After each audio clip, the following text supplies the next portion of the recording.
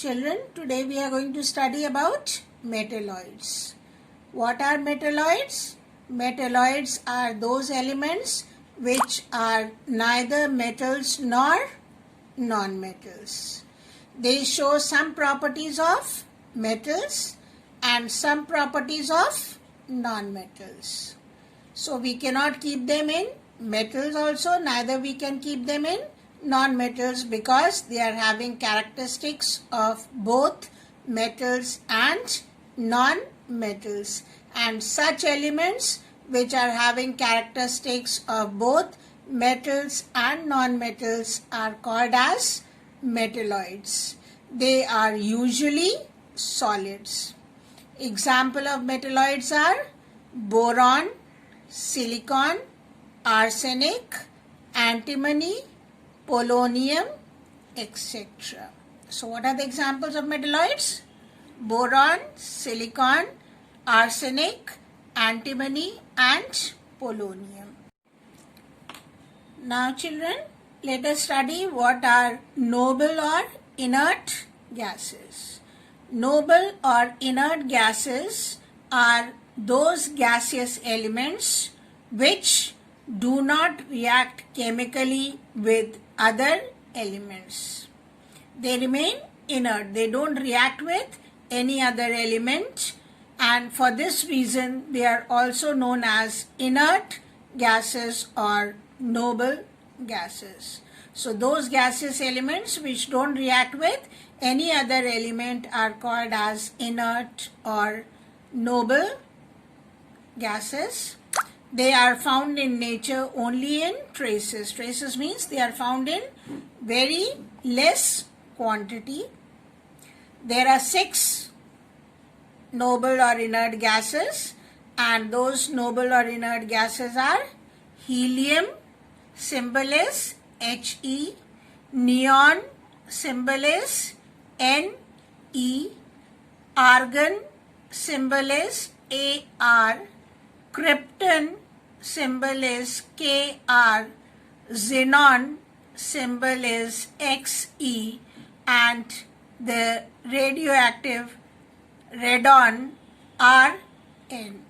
So inert gases, those which do not react with any other element, and there are 6 of them. Children, today we will study how the symbols of elements are written. Now what are symbols?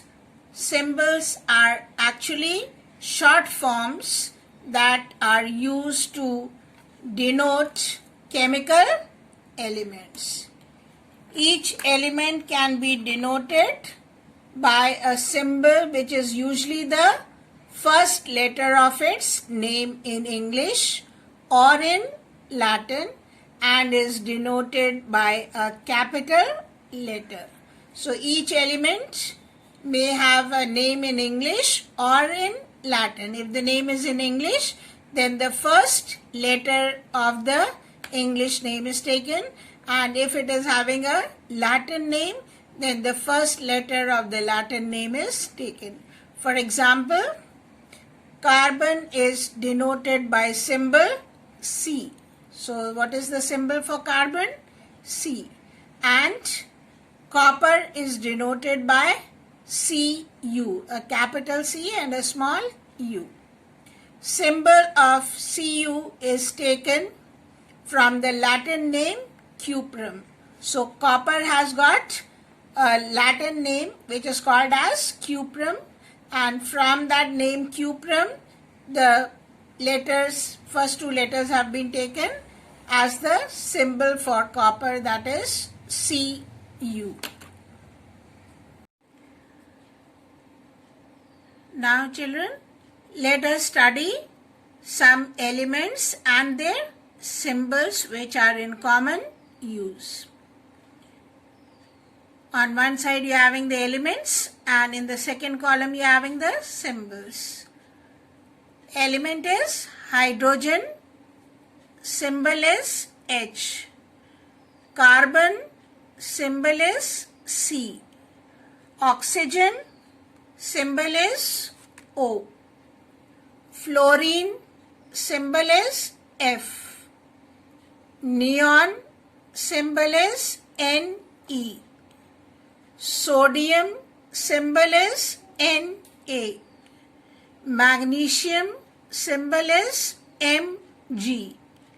Aluminium symbol is Al. Silicon symbol is Si.